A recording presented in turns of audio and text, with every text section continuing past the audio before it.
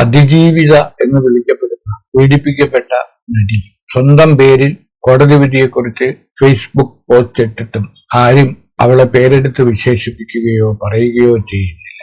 അതിജീവിത എന്നതിനേക്കാൾ അപരാജിത എന്ന് വിശേഷിപ്പിക്കപ്പെടാനാണ് തനിക്കിഷ്ടമെന്ന് വളരെ നേരത്തെ നടി ഒരിക്കൽ പറഞ്ഞിരുന്നു. 8 വർഷവും 9 മാസവും 23 ദിവസവും മുമ്പ് നടന്ന കൊടിയ പീഡനം. സഞ്ചരിക്കുന്ന വാഹനത്തിൽ നിന്ന് മറ്റൊരു വാഹനത്തിലേക്ക് തട്ടിക്കൊണ്ടുപോയി വാഹനത്തിൽ വെച്ച് പീഡിപ്പിച്ച് ആ നഗ്ന ദൃശ്യങ്ങൾ ക്യാമറയിൽ പകർത്തി പ്രതികൾ ഗൂഢാലോചന നടത്തിയവർക്ക് കൈമാറിയ അതിവിചിത്രമായ കേസ്. ഈ കേസിന്റെ വിധി പറഞ്ഞ sessions judge honey M Varghese വിധി പറയും മുമ്പ് മാധ്യമങ്ങൾക്കും പൊതുസമൂഹത്തിനും ഒരു മുന്നറിയിപ്പ്. ആ മുന്നറിയിപ്പ് ഏറെ ശ്രദ്ധേയമാണ്. നിങ്ങൾ എന്റെ ഭൂതകാലത്തെക്കുറിച്ച് അന്വേഷിച്ചോളൂ, പറഞ്ഞോളൂ.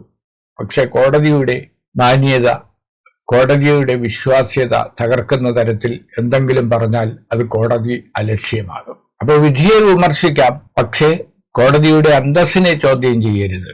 അങ്ങനെ സംഭവിച്ചാൽ കോടതി അലക്ഷ്യ നടപടികൾ ഉണ്ടാകുമെന്ന മുന്നറിയിപ്പിന് ശേഷമാണ് ആയിരക്കണക്കിന് പേജുള്ള കേസിലെ പ്രമാദമായ കേസിലെ വിധി ഹണി എം വർഗീസ് പ്രസ്താവിച്ചത്. ഈ വിധി പുറത്തു വന്ന ശേഷം ദിവസങ്ങളുടെ മൗനത്തിനൊടുവിൽ പീഡിപ്പിക്കപ്പെട്ട നടി സ്വന്തം പേരിൽ തന്നെ നടത്തിയ വെളിപ്പെടുത്തലിൽ നീതിയുടെ ചെറിയ വെളിച്ചം കണ്ടു. തട്ടിക്കൊണ്ടുപോയ പ്രതികളെ ശിക്ഷിച്ചതിനെ കുറിച്ചാണ് അവർ പരാമർശിച്ചത്. പക്ഷേ യഥാർത്ഥത്തിൽ അവരെ നിയോഗിച്ച, അവർക്ക് തട്ടിക്കൊണ്ടുപോകലിന് കരാർ കൊടുത്ത പ്രതികൾ ഇപ്പോഴും പുറത്താണ്. അവർ ശിക്ഷിക്കപ്പെട്ടില്ല എന്നതിലേക്കാണ് നടിയുടെ വാക്കുകൾ വെളിച്ചം വീശുന്നത്. ഇതേ പ്രതികരണമാണ് നടി മഞ്ജു വാര്യരും നടത്തിയത്. ഈ സംഭവത്തിൽ ഗൂഢാലോചനയുണ്ട്, ക്രിമിനൽ ഗൂഢാലോചനയുണ്ട് എന്ന് 2017 ദർബാർ ഹാളിൽ പരസ്യമായി മഞ്ജു പറഞ്ഞ വാചകം പറഞ്ഞുകൊണ്ടാണ് ഇപ്പോൾ വിട്ടയക്കപ്പെട്ട ദിലീപ് കോടതിയിൽ നിന്ന് പുറത്തിറങ്ങി ആദ്യ പ്രതികരണം നടത്തിയത്.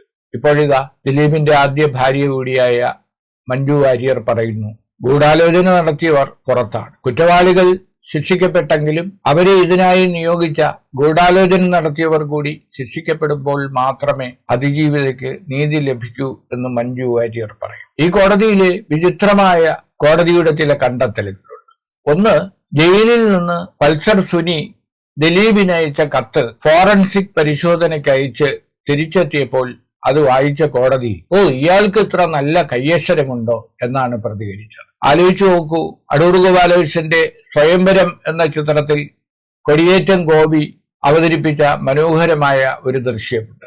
പെണ്ണ് കാണാനായി നല്ല വേഷം ധരിച്ച് പുറപ്പെട്ട ഗോപിയുടെ കഥാപാത്രത്തിന് മേൽ ഒരു വാഹനം ചെളി തെറിപ്പിച്ചപ്പോൾ എന്തൊരു സ്പീഡ് എന്നാണ് കൊടിയേറ്റം ഗോപിയുടെ കഥാപാത്രം പ്രതികരിച്ചത്. അത് കേട്ട് മലയാളികൾക്ക് വന്ന ചിരി ഇന്ന് മാഞ്ഞു പോയിട്ടില്ല. അതിന് തുല്യമാണ് കോടതി നടത്തിയ എന്തൊരു നല്ല കയ്യക്ഷരം, പൾസർ സുനിയുടെ കയ്യക്ഷരം കൊള്ളാമല്ലോ എന്ന പ്രതികരണം. അതേസമയം ആ കത്ത് തെളിവായി പരിഗണിക്കാനാവില്ല എന്നാണ് കോടതിയുടെ കണ്ടെത്തൽ. രണ്ടാമത്തെ വിഷയം, കോടതിയുടെ സംരക്ഷണയിലിരുന്ന പെൻഡ്രൈവിലെ ദൃശ്യങ്ങൾ അനധികൃതമായി കോടതിയിലെ ഉദ്യോഗസ്ഥർ തന്നെ കണ്ട സംഭവമാണ്. ഇതിന്റെ ഹാഷ്ടാഗ് 3 പ്രാവശ്യം മാറ്റപ്പെട്ടതായി കണ്ടെത്തി. ഇത് പരിശോധനയ്ക്ക് അയച്ച് ആ ഫോറൻസിക് പരിശോധനയിൽ അത് തെളിയുകയും ചെയ്തു. എന്നാൽ കോടതി ഒരു നടപടിയും എടുത്തില്ല. ഇപ്പോൾ വിധി പ്രസ്താവിച്ചുകൊണ്ട് ജഡ്ജി ഹണി എം വർഗീസ് പറയുന്നത്, അന്വേഷണ ഉദ്യോഗസ്ഥൻ യഥാസമയം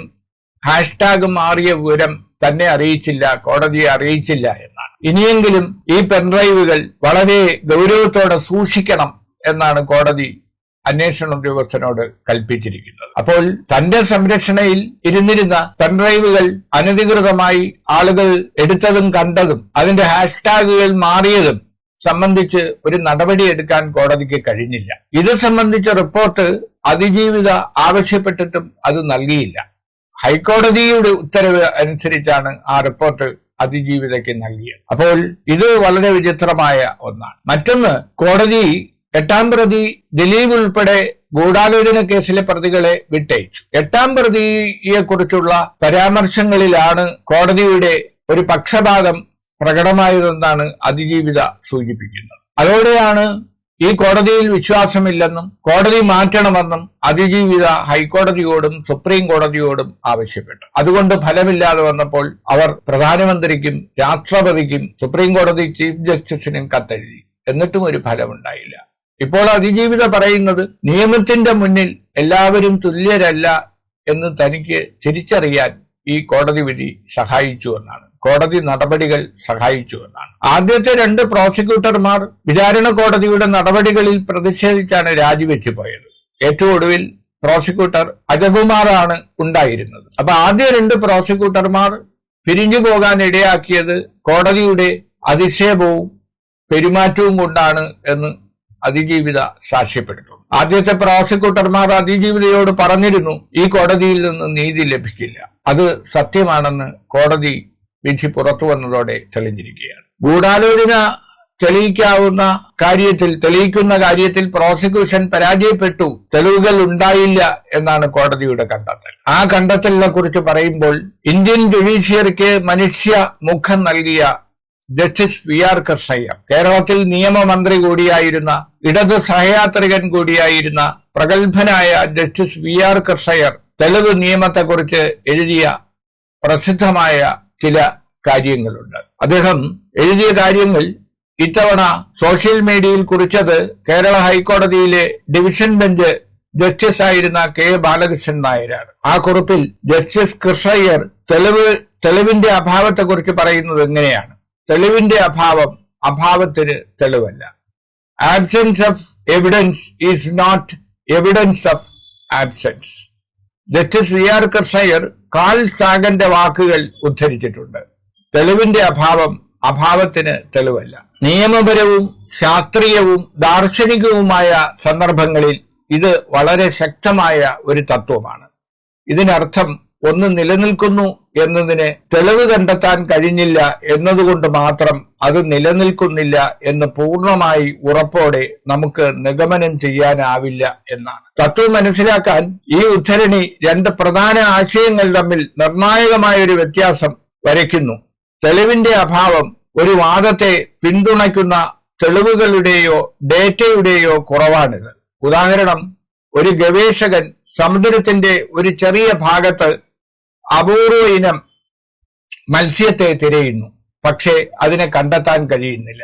ആ സ്ഥലത്ത് മത്സ്യമുണ്ടെന്നതിന്റെ തെളിവുകളുടെ അഭാവമാണിത്. അഭാവത്തിലുള്ള തെളിവ് ഒന്നും നിലനിൽക്കുന്നില്ല എന്ന് കൃത്യമായി കാണിക്കുന്ന തെളിവോ ഡേറ്റയോ ആണിത്. ഗവേഷകൻ ഒരു ചെറിയ അടച്ച അക്വേറിയത്തിന്റെ ഓരോ ചതുരശ്ര മീറ്ററിലും പരിശോധിക്കുകയും അതിനകത്ത് മത്സ്യങ്ങൾ ഇല്ലെന്ന് സ്ഥിരീകരിക്കുകയും ചെയ്യുന്നു. അതാണ് അഭാവത്തിനുള്ള തെളിവ്. ആദ്യത്തെ കേസ് യാന്ത്രികമായി രണ്ടാമത്തെ കേസിലേക്ക് നയിക്കുന്നില്ല എന്ന് ഈ ഉദ്ധരണി ഉറപ്പിച്ചു പറയുന്നു. നിയമപരമായ സന്ദർഭം ഇന്ത്യൻ നിയമത്തിലും നീതിന്യായത്തിലും മാനുഷിക സമീപത്തിന് പേരുകേട്ട ജസ്റ്റിസ് VR കൃഷ്ണയ്യർ ഈ തത്വം ഊന്നി പറയാൻ ഉപയോഗിച്ചത് താഴെ പറയുന്ന കാര്യങ്ങളാണ്. നിരപരാധിത്വം അനുമാനിക്കാൻ നിയമപരമായ വിചാരണയിൽ പ്രതിയുടെ കുറ്റം തെളിയിക്കുന്നതിന് തെളിവുകളുടെ അഭാവം പ്രതി തീർച്ചയായും നിരപരാധിയാണ് എന്ന് അർത്ഥമാക്കുന്നില്ല. ആ ഒരു വാചകമാണ് ഈ കേസിൽ ഏറെ പ്രസക്തം. പ്രോസിക്യൂഷൻ തെളിവുകൾ ഹാജരാക്കിയില്ല എന്നതുകൊണ്ടോ തെളിവുകൾ കോടതിക്ക് ബോധ്യപ്പെട്ടില്ല എന്നുള്ളത് കൊണ്ടോ ദിലീപ് ഉൾപ്പെടെയുള്ള ഗൂഢാലോചനക്കാർ കുറ്റക്കാരല്ല എന്ന് കോടതിക്ക് സ്ഥാപിക്കാനാവില്ല.